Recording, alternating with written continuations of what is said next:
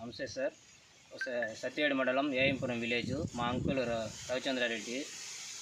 మాకు 1 ఎకరా పొలం ఉంది. అందులో వరి ఇది వేరుశనగ వేసినాము. ఆదాయం సరిగ్గా రావడం వల్ల కొబ్బరి చెట్లు ఆదాయం వస్తుందని 1 ఎకరాకి 70 చెట్లు పెట్టడం జరిగింది.